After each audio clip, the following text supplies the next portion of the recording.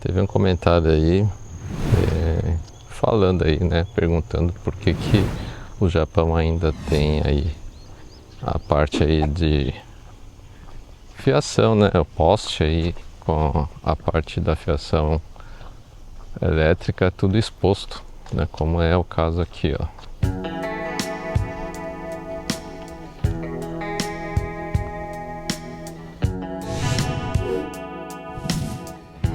Para fazer aí tudo embaixo do solo, né? Eu acho que não vai ser uma coisa muito fácil não, né? Você vê ali, lá pro fundão, você vê os cabos lá de alta tensão, ó, tá vendo? Tem vários ali, né? Você aterrar tudo isso aí, né? Não é uma coisa muito fácil. E isso tudo, eu não sei se também tem uma certa dificuldade pela questão que o Japão aí sofre muito aí, né, com esses abalos sísmicos, né, o terremoto. Não sei se isso influencia, né, na questão de não fazerem isso debaixo aqui do solo.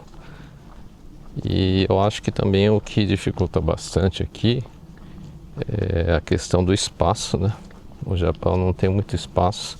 Quem assistiu o vídeo anterior viu que teve um trecho lá que eu passei, a rua já era estreita assim, né?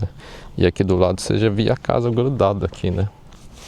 Na via, praticamente.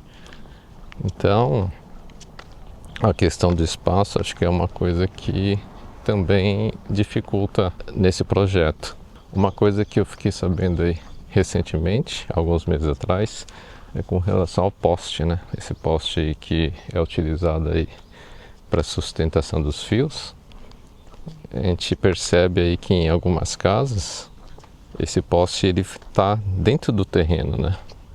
Não está assim fora, tipo tem lugar que tem a calçada, tem onde não tem a calçada o poste está praticamente no asfalto, né? Então é até meio perigoso para quem passa com o carro assim, se a via for bem estreita, né?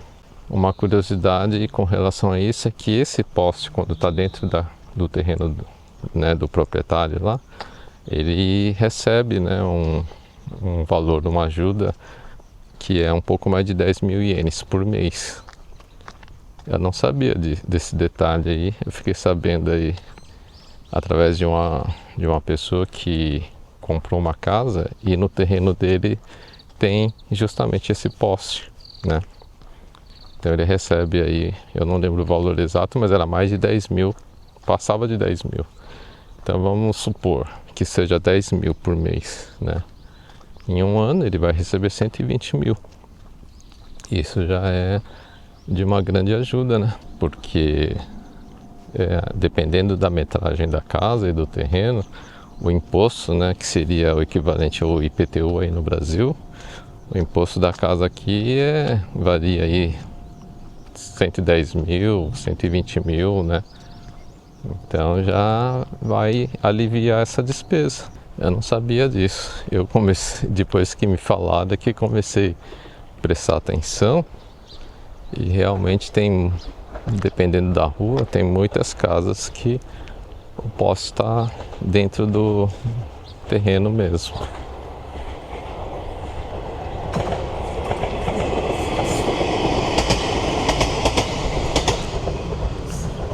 E por incrível que pareça, nos dias de hoje ainda tem casas que não tem a ligação com o esgoto, né?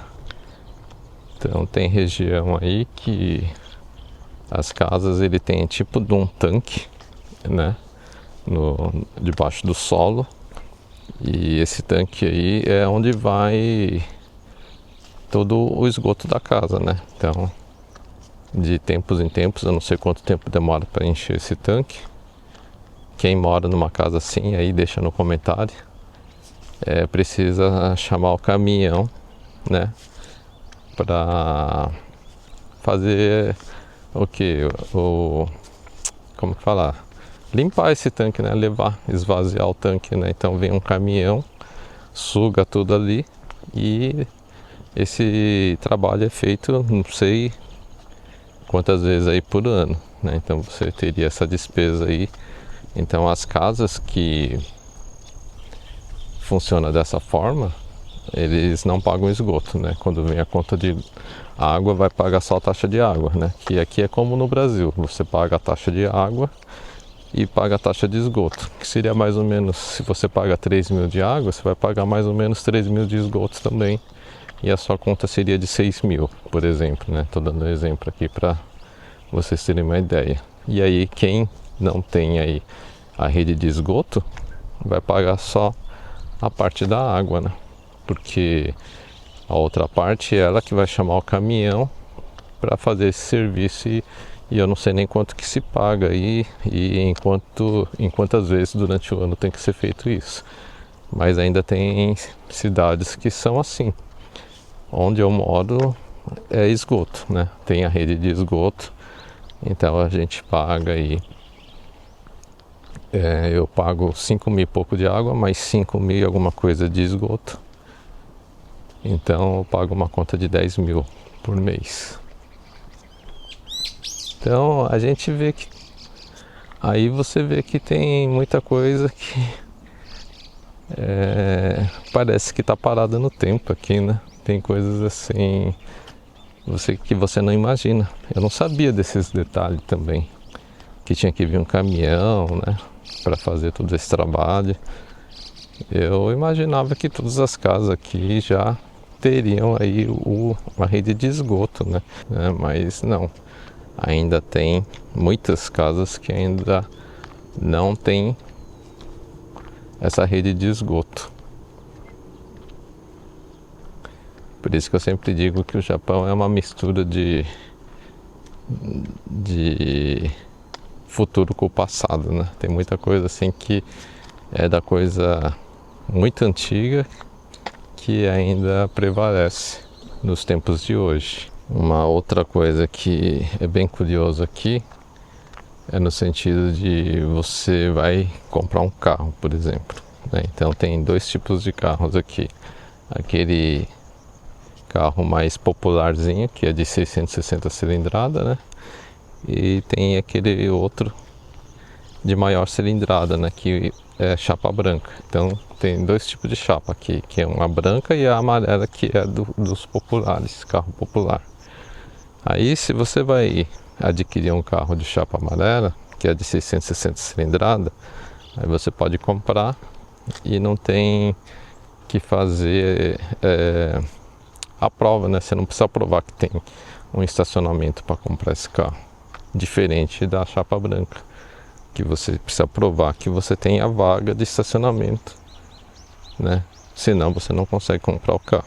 Então quando você adquire um carro aqui, vem, né, alguém ali da polícia dar uma olhada, porque você precisa apresentar um documento, né, com desenho, com esqueminha lá da casa, onde que fica a garagem, quantos metros tem. Eu não sei de que forma que é feito isso exatamente, porque isso aí sempre a loja onde eu comprei o carro sempre faz isso para mim. Mas você precisa apresentar essa documentação e depois vem aí um policial para fazer essa checagem aí em casa, né? E se você não tiver isso, você precisa fazer o quê? Por isso que a gente vê aí, muitas vezes tem um terreno e você vê que é tipo um mini estacionamento, tem vários carros parados ali, porque a pessoa aluga essas vagas, né?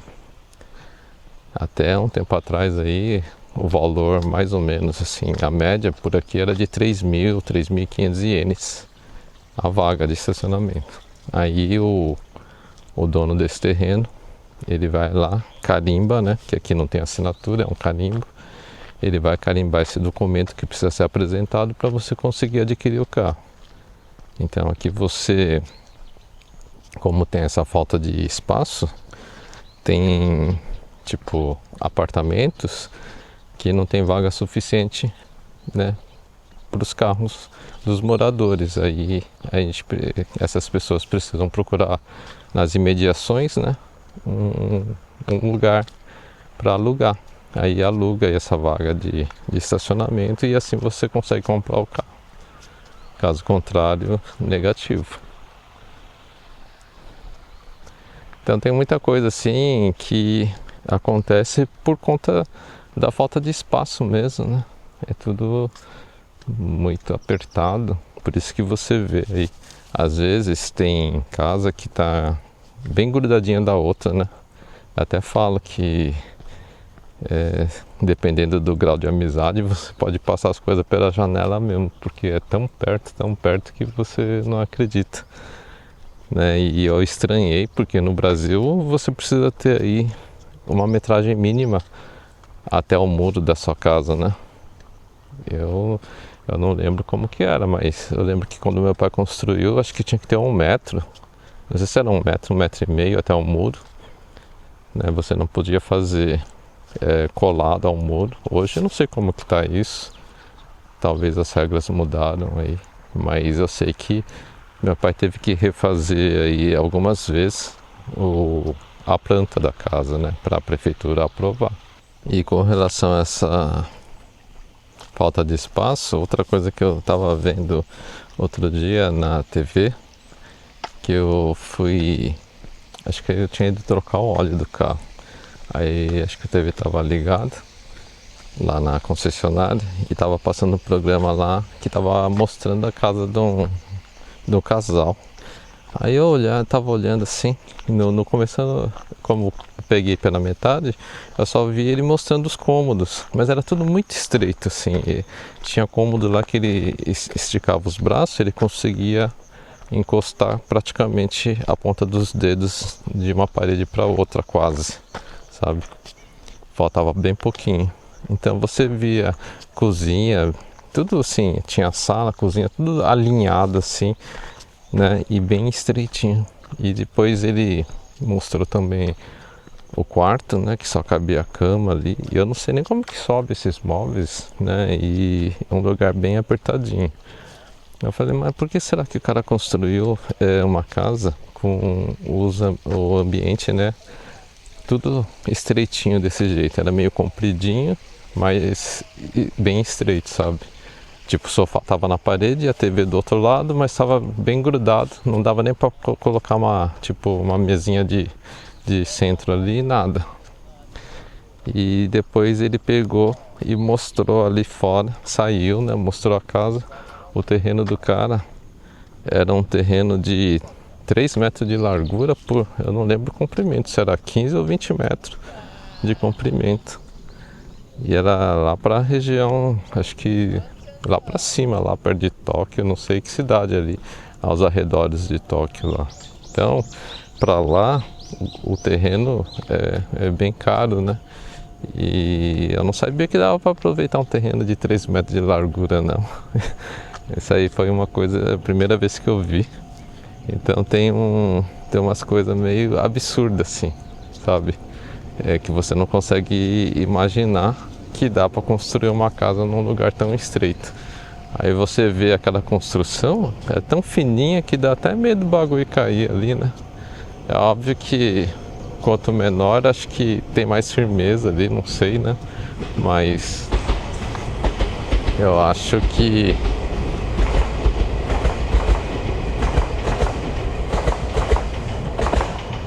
eu não teria, tipo assim, coragem de morar num lugar tão apertado desse jeito, né? Se bem que se a gente não tem outra opção, é óbvio que a gente vai abraçar, né? E aceitar uma coisa dessa, mas é bem estranho pra gente, né?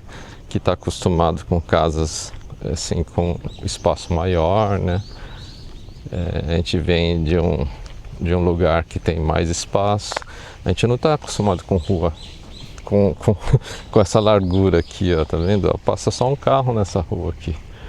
Então é uma coisa totalmente, para mim tem muita coisa assim que eu fico meio admirado como que os japoneses conseguem viver, sabe? Sei lá, a geração mais nova talvez não tenha tanta paciência, mas eu acho que precisa ter muita paciência e para você morar num lugar desse, porque aqui, por exemplo, não passa 2 carros, né?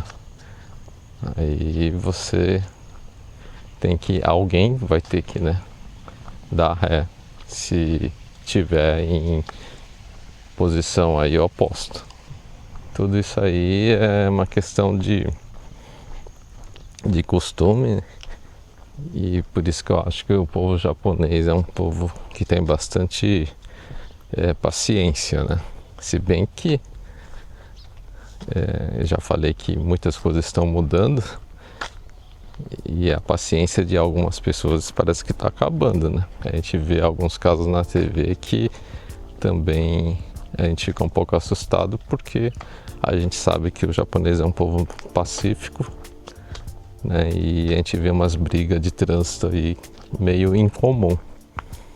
Mas é isso, pessoal. Hoje eu vou ficando por aqui, a gente se vê no próximo vídeo. Fui!